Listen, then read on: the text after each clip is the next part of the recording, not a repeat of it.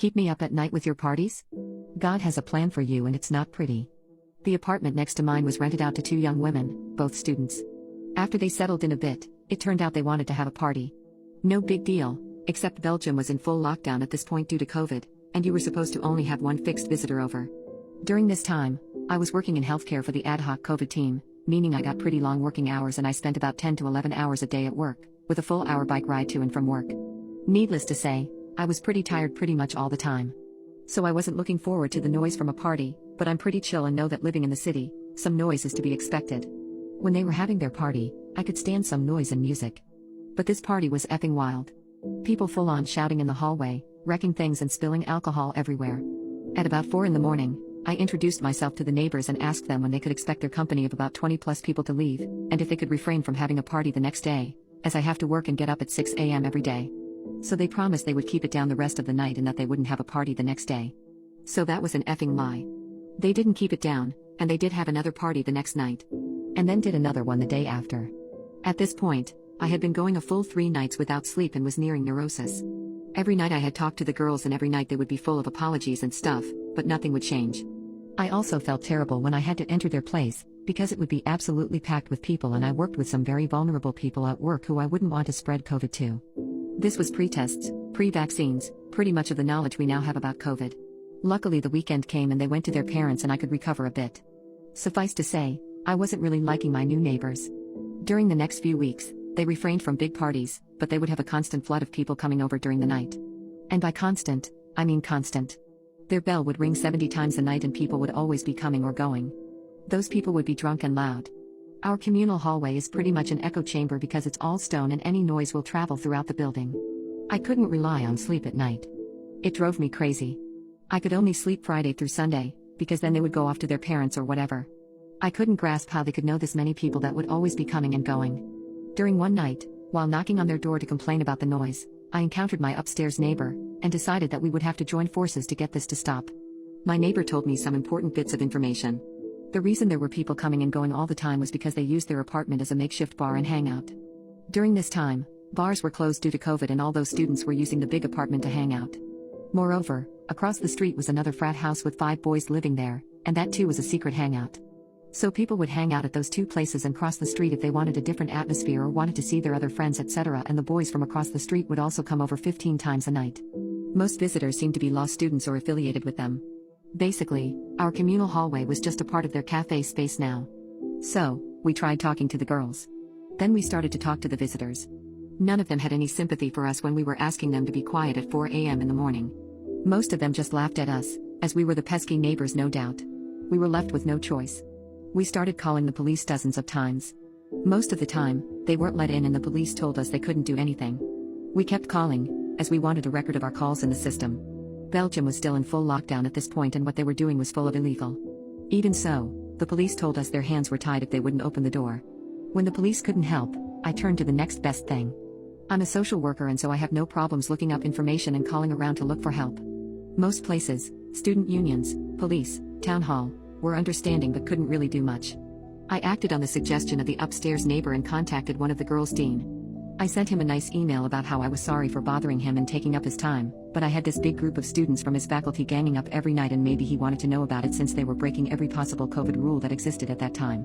Especially since me and my neighbor were about to go to the papers with this story, as secret lockdown parties were becoming a thing in the papers at this point. This dean called me back right away and we had a nice talk about our problems. He told me I'm in. And he called her parents. Big drama ensued and we finally got to sit down with the girls and they finally sounded like they were sorry. We learned that the police had actually been inside a few times and they were issued tickets for having secret parties. Those were €300 each a pop, so we had no idea why they didn't just stop. We learned they were not happy because the dean had called them up at 11 o'clock and they were still asleep. To which I said, well, there's your problem. You are still asleep at 11 o'clock. I'm up at 6 every day and you girls haven't been a bit understanding about that. So we got to feel a bit like we got our revenge and we got to vent, but we kept it kind of nice and parted on good terms, hoping that this would be it and we could live together as nice neighbors. You'd think they would have understood by now, and would refrain from making noise and partying. Well, you'd be wrong. They moved to the frat house across the street and started partying there. There were slightly less people running to and fro, but the noise was still a problem and we were now in the middle of the second COVID wave and these people were meeting up with big groups like crazy, while I hadn't seen a soul in almost a year. Never mind the people at my work, who were forbidden from even going to their own family. The whole thing was just ridiculous. My upstairs neighbor happened to film such a party across the street and it sent the clip to me. We were thinking about going to the press with our story but weren't really sure if it would be a good idea. So, I posted the clip of the party on the subreddit of our country to test the waters. It got quite some comments and upvotes and it seemed most people were also sick of people disregarding the rules and having secret parties. After some talks with the upstairs neighbor, we decided to contact the press and simultaneously go up a step in the university hierarchy and contact the vice rector that had the power to start up a disciplinary case against the students.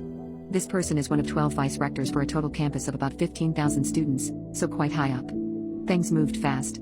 Local news actually picked up our story from Reddit and contacted me and we gave some background info. They confirmed with the police that cops had been to our address dozens of times and across the street and weren't let in most of the time. We mentioned that the university was involved and that we hoped they would finally intervene. The next day, the piece was on their website. It went viral there and got promoted to the sites of most national newspapers. Its headline was sensational enough, mentioning the dozens of times police had shown up and also mentioning how healthcare workers were being kept up by selfish students. At the same time, the vice rector contacted us to take our statements, which we already had prepared on paper, and informed us they would investigate the case on the students. The next day, while at work, I got a message from the upstairs neighbor that a film crew from the national news was at our doorstep. He declined to talk to them, and I would have done the same, since this was getting pretty big now, but they made a segment anyway. And sure enough, that night at 7 p.m., there were dozens of cops in my street standing in front of a closed door of the college girls. The best part about it was that a student from the offending frat house across the street had let the film crew in, and said on camera exactly what we were accusing them of towards the university, that they had been having parties and didn't let the cops in and that they had done it multiple times. Before the hearing, we sat down with the girls from our block and cleared some things up. We wanted to live like normal people together and we tried to make some amends. Because we put in a kind of good word for them, they got the lighter end of the stick, 40 hours of community service and some probation. The guys across the street got 80 hours each, and each had to write us a letter of apology, which I thoroughly enjoyed reading every time I got one. Sad part is, most of them sounded just like dumb young kids, but that was after getting called out on the news and being part of a disciplinary action. But I think the best part of their punishment was the fact that nearly every single one of them got COVID. One of the girls was placed in the ICU, and I kid you not, she ended up getting placed in my facility.